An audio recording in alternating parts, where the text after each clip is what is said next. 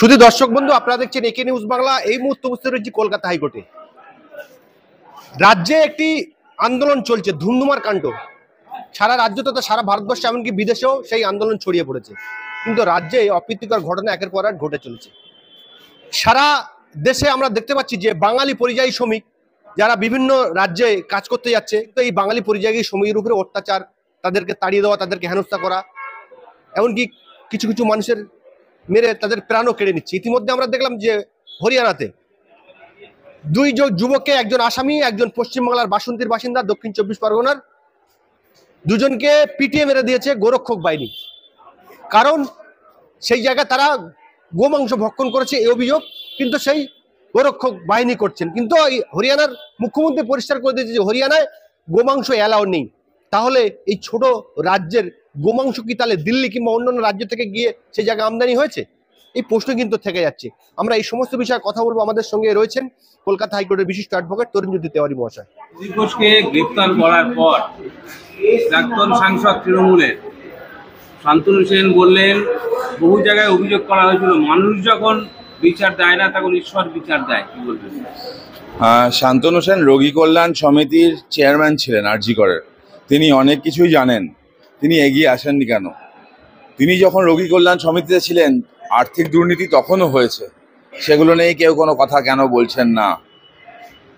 দেখুন, সব দস্যুরই সব রত্নাকরেরই ইচ্ছা হয় বাল্মীকি হওয়ার। শান্তনু সেন বাল্মীকি হওয়ার চেষ্টা করছেন, তো মানুষও তাকে চেনে। স্কোয়ার ফিট সেন কার নাম? স্কোয়ার ফিট সেন কাকে বলা হয়?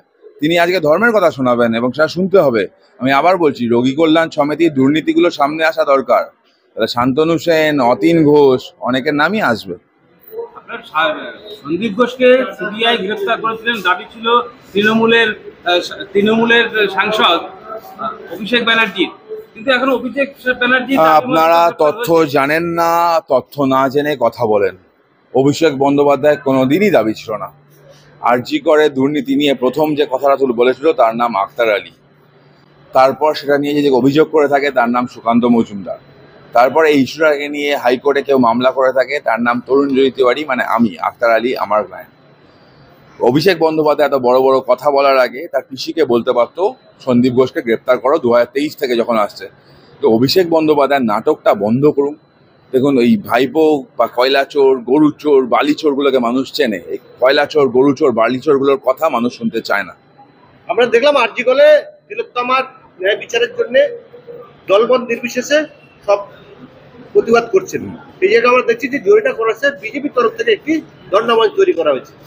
কিন্তু আমরা দেখলাম গতকাল আনন্দবাজার পেপারে যে নরেন্দ্র মোদীর লোকসভা কেন্দ্রে বারাণসীতে আইটিআই এর এক ছাত্রীকে ধর্ষণ করেছিল বিজেপি সেলের ছাত্র। তাদের 7 মাস পরে জামিন দেওয়া হয়, সেই তাদেরকে ফুলমালা পরিয়ে নিয়ে সংবর্ধনা দেওয়া হচ্ছে। তাহলে উত্তরপ্রদেশে আইটি সেলকে ফুলমালা দেওয়া হচ্ছে, আর এখানে আপনারা ধর্ষণের বিরুদ্ধে। ফার্স্ট থিং, আমি উত্তরপ্রদেশে থাকি না। সেকেন্ড থিং, উত্তরপ্রদেশের ঘটনা আমি সম্পূর্ণ জানি না। থার্ড থিং, বেল দিয়েছে কোর্ট, রাইট? কোর্ট বেল দিয়েছে, তার পিছনে নিশ্চয়ই কিছু কারণ আছে। বেলের অর্ডারটা আমার পড়া হয়নি। বেলের অর্ডারটা না পড়ে সেটা নিয়ে মন্তব্য করা আমার সাজে না। কারণ তৃণমূলের মতো স্পেশাল কোয়ালিটি আমার নেই যে কিছু না পড়ে না জেনে আমি মন্তব্য করে নেবো। কোন আইটি সেলের কথা হচ্ছে, তারা আদৌ আইটি সেলে ছিল কিনা সেটাও দেখার একটা বিষয় আছে। কারা মালা পড়েছে সেটাও দেখার বিষয় আছে। কোন নেতৃত্ব স্থানীয় কেউ ছিল কিনা সেটাও দেখার আছে। আমি আবার বলছি, দলমত নির্বিশেষে যে কজন ধর্ষক আছে এবং ধর্ষণের যে প্রমাণ থাকে, তাদের সমাজে বেঁচে থাকার কোনো অধিকার নেই। আমার আইন অন্য কথা বলতে পারে, আমার ব্যক্তিগত মতামত, এদের ট্রায়াল ফেস করানোর দরকার নেই। সরকারি টাকা এদের পোষার কোনো দরকার নেই। এদেরকে পৃথিবী থেকে যত তাড়াতাড়ি ওপরে পাঠিয়ে দেওয়া যায় তত ভালো। মুখ্যমন্ত্রী বলছেন যে বিধানসভায় উনি আইন পাশ করে, আইন অলরেডি আছে। সেই আইনটাকে আবার নতুন করে পাস করানো যায় কি করে, প্রথম প্রশ্ন। সেকেন্ড প্রশ্ন, পশ্চিমবঙ্গে ফার্স্ট ট্র্যাক কোর্ট নেই কেন ঠিকঠাকভাবে? থার্ড প্রশ্ন, 48,600 রেপের মামলা এখনো পর্যন্ত পেন্ডিং।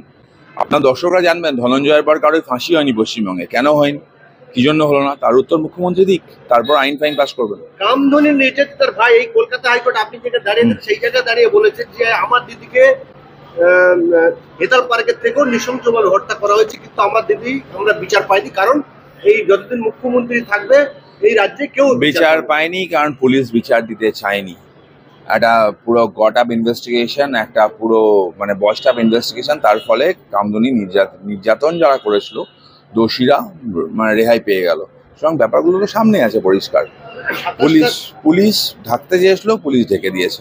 27শে আগস্টে আমরা দেখলাম যে হরিয়ানাতে দুই মুসলিম যুবক, একটা হচ্ছে কি আপনার আসামের আর একটা হচ্ছে আমাদের পশ্চিমবাংলা বাসন্তী, দুজনকে গোমাংস খাওয়ানোর জন্য পিটিয়ে মেরেছে গোরক্ষক বাহিনী। এবং হরিয়ানার মুখ্যমন্ত্রী বলছে যে হরিয়ানায় গোমাংস ব্যান আছে, তাহলে মাংসটা তারা পেলো কিভাবে, তাদের খাওয়া খেলো কিভাবে? ফার্স্ট দেখুন, গোমাংস ব্যান, গোমাংস পেলো কি করে, তার একটা প্রশ্ন আছে। কিন্তু কাউকে পিটিয়ে মারা সমর্থনযোগ্য নয়। 7 জন 12 ঘন্টার মধ্যে গ্রেপ্তার হয়েছে যারা এই ঘটনার সাথে যুক্ত। তাদের মানে আমি শাস্তির দাবি জানাই।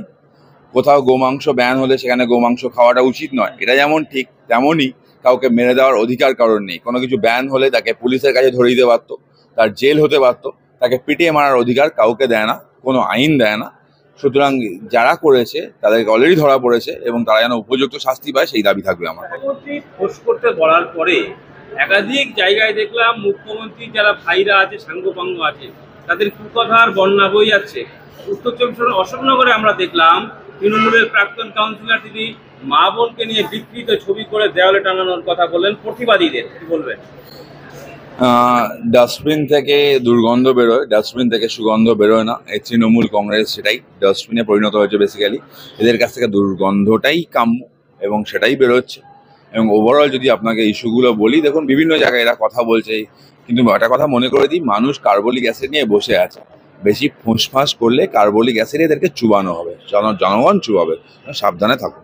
সাধারণ মানুষ যখন বিচার যে আন্দোলন করছে সমস্ত অংশের মানুষ, তখন তৃণমূলের পক্ষ থেকে বারবার বলা হচ্ছে বিজেপি রাজনীতি করতে নেমেছে, রাজনীতি। পশ্চিমবঙ্গের সব মানুষ রাস্তায় নেমেছে, তারা যদি বিজেপি করে বলে তাদেরকে স্বাগত জানাই আমি।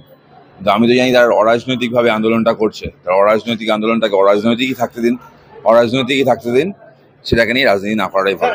পশ্চিমবাংলায় চাকরি চুরি, কয়লা চুরি, গরু চুরি এবং বিভিন্ন জায়গায় ঘোলাহাটে একজনকে পুলিশ পিটিয়ে মেরে দিয়েছে, এরকম অভিযোগ তার বাবা মা করছে। কিন্তু ডাক্তাররা ইতিমধ্যে তারা পরিষ্কার করে দিচ্ছে তিলোত্তমার বিচারের জন্যই আমরা। সবাই তো সেটাই করছে। কোনো জায়গায় ডাক্তারি পরিষেবা তো বন্ধ হয়নি। জুনিয়র ডাক্তাররা আন্দোলন করছেন। অ্যাজ পার ল, অ্যাজ পার রুল, জুনিয়র ডাক্তাররা তো চিকিৎসা করতে পারেন না। তারা তো মানে একা রোগী দেখতেও পারেন না, অ্যাজ পার ল। কোনো বাইরের কথা নয়। যেসব যেসব মানে হসপিটালে মানে মেডিকেল কলেজ নেই, সেখানে জুনিয়র শ্রেণী ডাক্তারও নেই, সেখানে তো আন্দোলন বা ধর্ণা বা কর্মবিরতি কিছুটাই হচ্ছে না। কারো তো কোনো অসুবিধা হওয়ার কথা না।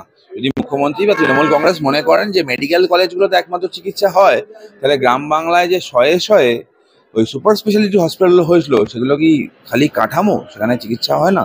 সেই প্রশ্নই তো আসছে।